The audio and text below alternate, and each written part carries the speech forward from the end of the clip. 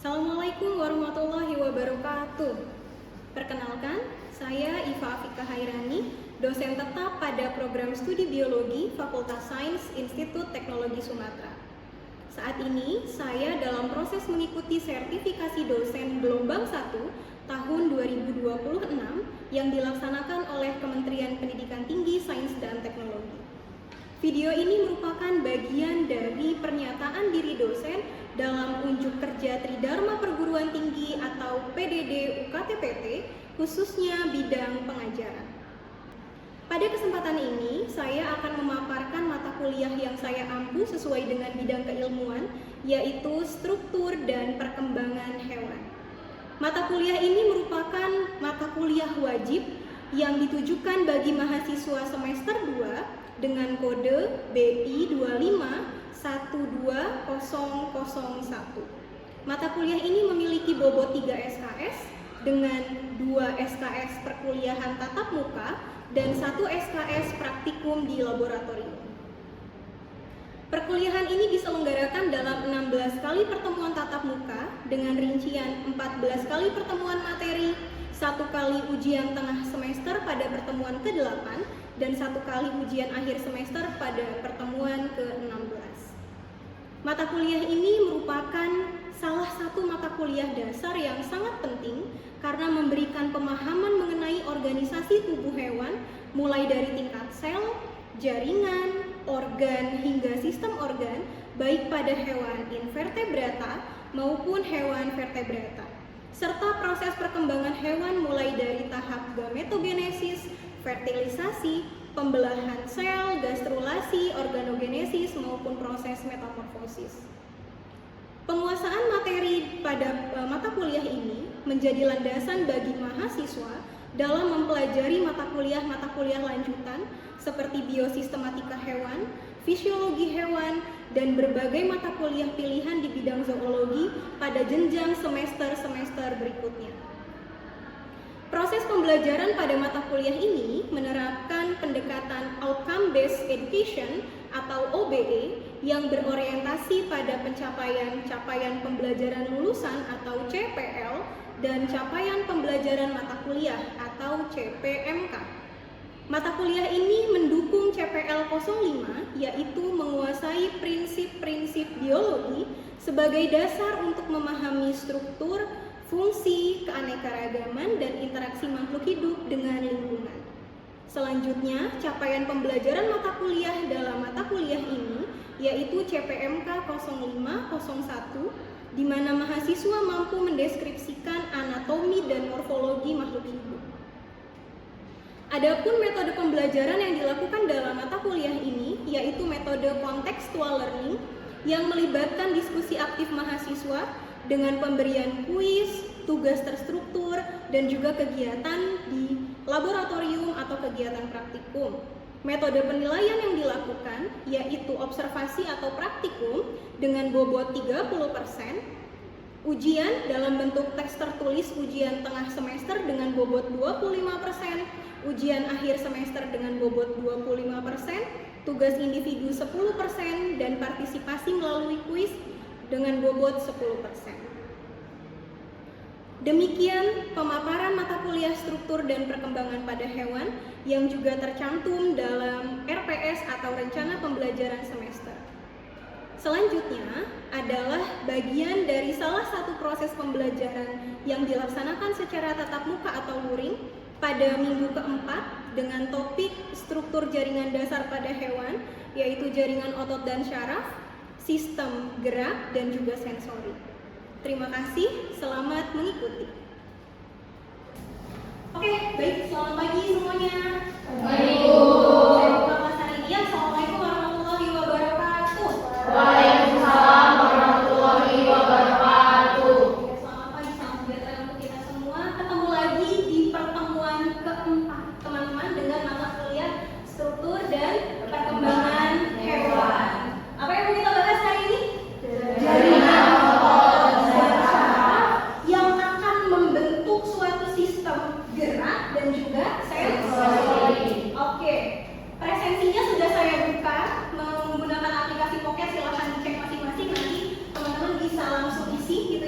Sebelum mulai kelas, mari sama-sama kita berdoa dulu ya, menurut agama dan kepercayaan masing-masing. Berdoa, saya persilakan. Oke, berdoa selesai. Oke, saya mau mengingatkan lagi teman-teman bahwa capaian pembelajaran mata kuliah ini dia akan mendukung capaian pembelajaran lulusan atau CPL kelima, yaitu menguasai prinsip-prinsip biologi sebagai dasar, memahami fungsi, gitu ya, memahami struktur dan juga keanekaragaman makhluk hidup yang tertuang dalam CPMK, mampu mendeskripsikan anatomi dan morfologi dari makhluk hidup. Apa yang akan kita pelajari hari ini, yaitu kita akan menentukan struktur dan fungsi dari jenis-jenis jaringan dasar penyusun organ hewan, gitu ya. Oke, ini adalah materi kita sudah sampai pekan keempat. Saya ingatkan bahwa 3 pekan lagi materi sesi UTS selesai. Jadi tolong teman-teman bersiap untuk ujian tengah semester. Buku referensi yang kita gunakan masih sama, semua sudah tersedia di Google Classroom, silahkan di-download gitu ya. Oke, kita masuk ke mengingat kembali. 3 pekan yang lalu kita sudah mempelajari 2 kelompok besar struktur jaringan dasar penyusun organ hewan. Teman-teman bisa ingat ini? Dia fungsinya menutupi organ-organ tubuh, ada di usus, ada di kulit, ada di sel-sel germinal, apa namanya? Jaringan epitel. Oke, good. Sedangkan jaringan ini kelompok yang kedua, dia menyusun struktur penopang tubuh, ada tulang, ada darah, ada yang matriksnya padat, ada yang matriksnya longgar. Siapa dia?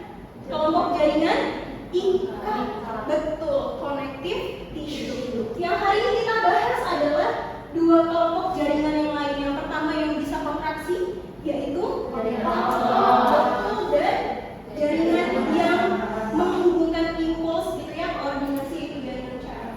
Ingat ya bahwa ada 4 jaringan dasar penyusun organ hewan: epitel, ikat, otot, dan syaraf. Oke. Ini yang kita sudah bahas pekan lalu, membahas sistem integumen dan skeletal yang dibentuk oleh jaringan epitel dan jaringan ikat. Kemudian hari ini kita akan mempelajari bagaimana otot membentuk suatu pergerakan, gitu ya. Dan nanti di bagian kedua ada sensori dan juga koordinasi. Materi ini kita bagi 2. Kita mulai dari bagian pertama, yaitu struktur jaringan otot dan sistem gerak pada hewan. Oke, teman-teman lihat gambar di depan. Ada manusia, ada hewan vertebrata gitu ya, termasuk manusia di sini, dan juga ada yang invertebrata. Semuanya bergerak. Muncul pertanyaan apa kira-kira? Kenapa ya hewan bisa gerak? Karena punya apa sih? Karena punya jaringan otot. Apakah semua hewan punya jaringan otot, teman-teman? Ada nggak ya yang nggak punya? Yang poin penting yang akan kita bahas adalah semua sel hewan punya komponen pendukung pergerakan, karena tidak semua punya otot, gitu ya. Apa itu komponen pergerakan yang ingat biologi sel? Ada 2 protein fibril. Apa aja? Aktin dan miosin, penyusun sitoskeleton. Yang mana Bu? Yang ini ayo ingat lagi materi biologi sel. Aktin itu yang tipis, teman-teman, ya, filamen tipis. Dia penyusun utama sitoskeleton, dan miosin itu adalah protein yang tebal, gitu ya. Protein yang tebal ini yang bisa mengikat aktin untuk membentuk suatu tarikan. Ketika ada pergerakan, ada ATP di situ, ada pergerakan, maka nanti si sel hewan itu bisa bergerak. Jadi nggak semua hewan punya otot, tapi semua sel hewan punya aktin dan miosin atau komponen pendukung pergerakan. Sampai sini bisa dipahami? Ya? Oke. Bentuk pergerakan pada hewan seperti apa? Gimana kalau dia tidak punya otot? Ini teman-teman yang disebut aliran sitoplasma. Ini hanya terjadi pada hewan yang sederhana. Siapa itu? Kelompok apa ini? Betul, ya.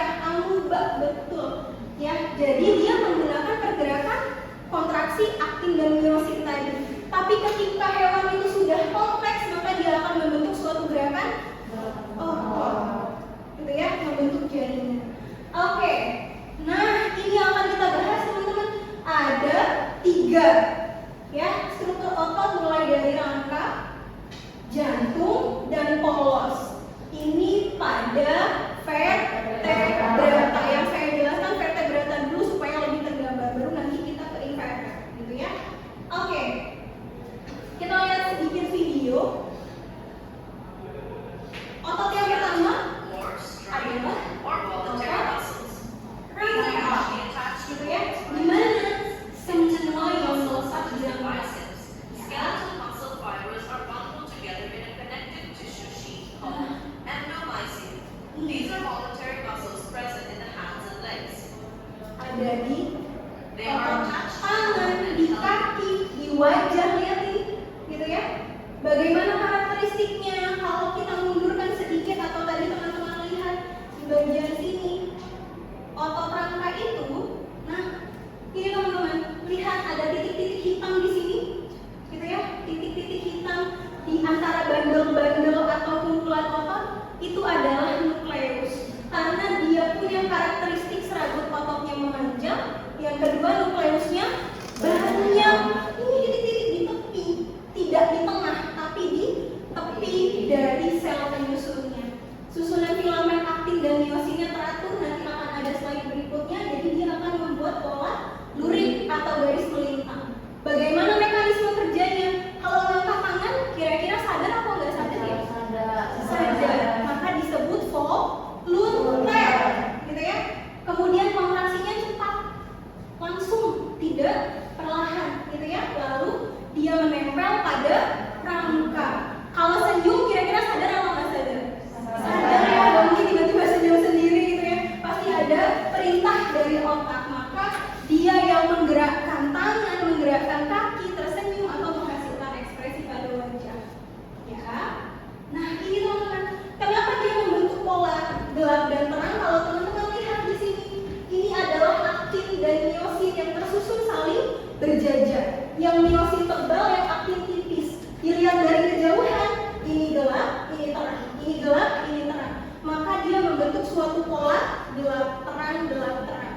Itu ya, itulah yang namanya pola luring.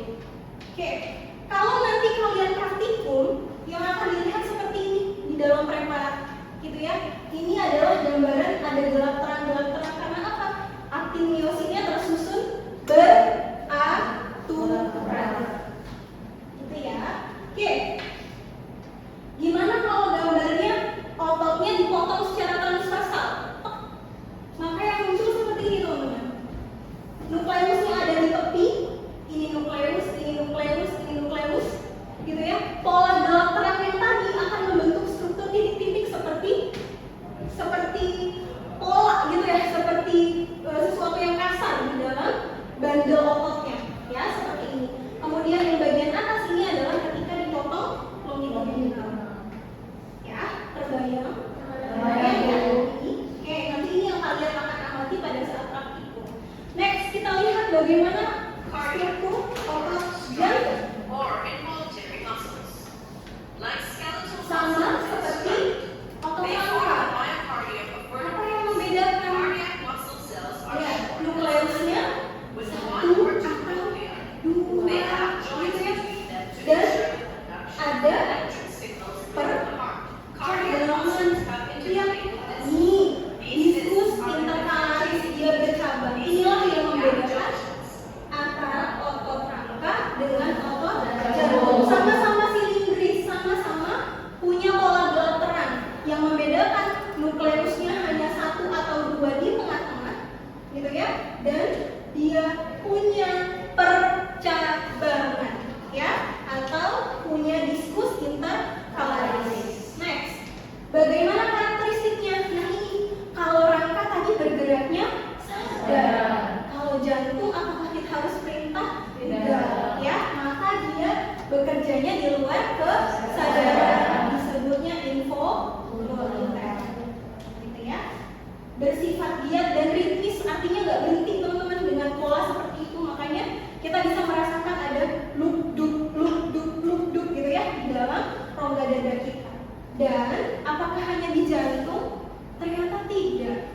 jantung juga ada di pembuluh darah yang melekat pada jantung. Pembuluh darah besar yang berfungsi untuk mengalirkan darah yang menempel dengan jantung masih tersusun atas otot jantung. Sampai sini bisa dibayangkan? Ya. Oke. Nah, seperti ini teman-teman ya, dia punya percabangan. Percabangan ini tadi disambung oleh diskus interkalaris. Seperti ini pola kontraksinya, tidak pernah berhenti. Ya. Kalau di dalam mikroskop, di bawah mikroskop seperti apa? Nih, seperti ini. Lihat, poin kuncinya nukleusnya 1 sampai 2 per sel. Ini nukleus, ini nukleus, ini nukleus. Posisinya ada di tengah-tengah sel dan dia punya percabangan yang ditunjukkan dengan adanya diskus interkalaris. Kalau posisinya dipotong transversal, lihat nukleusnya. Kalau tadi nukleusnya ada di tepi, ini nukleusnya di tengah-tengah nih, yang warna ungu, ya. Ini, gitu ya. Itu adalah ciri dari otot jantung. Perhatikan posisi nukleusnya. Kebayang? Ya, nanti pada saat praktikum kalian akan mengerti secara langsung. Terakhir yaitu otot polos. Oke, kita dengarkan sedikit penjelasannya. Or unstriped Smooth, involuntary unstriped, ya. Nah, These seperti muscles ini. are smooth muscles. They Ya, are dari segi bentuk beda ya teman-teman, sebelah silindris smooth bentuknya, muscle fibers are unique fusiform. spindle-shaped cells. nukleusnya And thick filaments of lurus, gitu smooth ya. muscles are not well organized and oriented. Such types of muscles are found in blood vessels. Oke, ini Respiratory teman-teman lihat. system, Ada di semua organ yang punya rongga, ya, excretory vessels, di saluran and nafas, other internal systems. saluran cerna, saluran genital, gitu ya. They don't have striations. Therefore, they are called smooth muscles. They don't act on our will. Therefore, they are called involuntary muscles. Bekerjanya They secara don't tire and can remain contracted for long periods of time. Oke, bagaimana karakteristiknya? Yang pertama bentuknya fusiform. Fusiform itu bagian tengahnya lebih gendut gitu ya, atau bagian tengahnya membesar, bagian ujungnya runcing. Kemudian tidak ada guratan. Aktin miosinnya teracak, nggak rapi, sehingga nggak kelihatan adanya pola gelap terang, gitu ya. Inti selnya tunggal, ada di bagian tengah. Kalau jantung, otot jantung tadi nukleusnya bisa 1, bisa 2, di tengah-tengah sel juga. Kalau otot rangka, inti selnya banyak, ada di tepi, gitu ya. Itu karakteristik otot. Bagaimana kerja otot polos? Di luar kesadaran kita, involunter. Otot polos ini yang menyusun semua dinding organ berongga, saluran cerna, saluran nafas, pembuluh darah, saluran genital, semua yang punya rongga pasti disusun oleh otot polos, gitu ya. Bekerjanya kontraksinya pelan, kontraksinya lambat, gitu ya, dan juga waktunya lama. Oke. Nah, seperti ini teman-teman, aktin miosinnya, gitu ya. Nah, ini kalau dalam kondisi sedang kontraksi, gitu ya. Oke. Nah, ini adalah gambarannya. Kelihatan ya? Jadi dia berbentuk pola gelap terang. Tidak ada titik-titik di dalam preparatnya, gitu ya. Nukleusnya 1 di bagian tengah. Oke, sekarang kita lihat perbandingannya. Ini apa? Lurik atau rangka. Good. Nukleusnya banyak ya. Kemudian ini jantung. Oke. Ini kondisi transversal dan longitudinalnya, gitu ya. Lihat teman-teman punya pola titik-titik di sini, gitu ya. Itulah yang menunjukkan aktin miosinnya tersusun. Lihat lagi yang kedua. Ini ada titik-titik, sedangkan yang otot polos, smear, smooth, gitu ya. Tidak ada pola titik-titiknya. Bisa ya, nanti mudah-mudahan bisa lebih tergambar ketika kalian mengamati langsung pada saat praktikum. Oke, sedikit tentang invertebrata, teman-teman. Jadi kalau invertebrata itu ototnya tidak sespesifik vertebrata. Jadi banyak yang menggabungkan ciri dari otot polos dan juga otot lurik. Ini namanya otot aduktor pada kerang.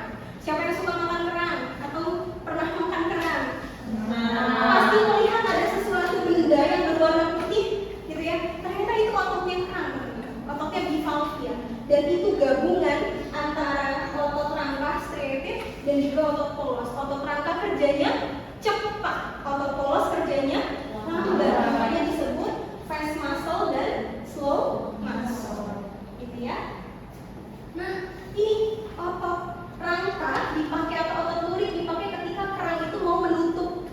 valve-nya itu dengan cepat. Sedangkan kalau otot ini polos gitu ya, dia akan dipakai ketika mempertahankan kondisi dalam waktu yang lama. Diam aja, hanya membuka sedikit untuk masuk aliran air, gitu ya. Kemudian ini ada otot pada belang, teman-teman. Dia kerjanya ini sama-sama otot rangka, tapi kerjanya antagonis. Kalau otot ekstensor ini berkontraksi, maka tibianya akan lurus. Ketika lurus, dia akan melompat. Dan ketika fleksornya yang kontraksi, tibianya menekuk, maka dia akan mendarat. Gitu ya. Oke, sampai sini ada pertanyaan? Sudah cukup jelas dengan materi yang tadi? Ada yang mau bertanya? Silakan teman-teman. Ayo, ada pertanyaan? Gak apa-apa. Bertanya itu harus. Ayo. Oke, Vina, silakan Vina. Tadi kan sempat dibahas otot, saraf, sama atau yang biasa kita sebut tuh kayak reseptor sensori itu ya. Kalau semisal dia tuh salah satunya tuh mengalami kerusakan Bu. Nah itu kira-kira yang paling berpengaruh buat tubuh kita tuh yang mana ya? Oke, untuk materi sensori kita ada di bagian kedua ya teman-teman. Kalau misalnya Bu, bagaimana jika ototnya rusak gitu ya? Apakah dia masih bisa beregenerasi? Jawabannya bisa. Apakah berpengaruh? Iya, pada saat itu berpengaruh. Selagi sel itu masih punya nukleus, maka dia masih bisa beregenerasi, gitu ya. Jadi sel itu nanti akan melakukan perbaikan, kemudian bisa kontraksi kembali, gitu ya. Nanti untuk yang sensori kita akan bahas di bagian yang kedua. Oke, yuk sekarang sama-sama kita buka dulu quiznya teman-teman. Silahkan scan barcode ini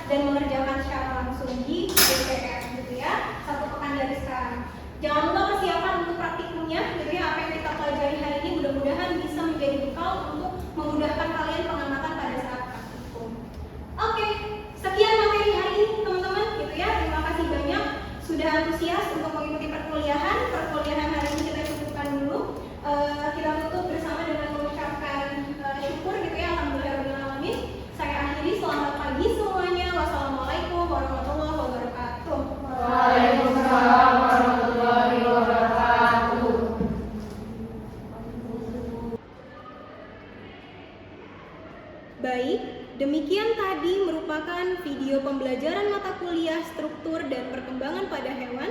Terima kasih banyak, saya akhiri. Wassalamualaikum warahmatullahi wabarakatuh. Wah.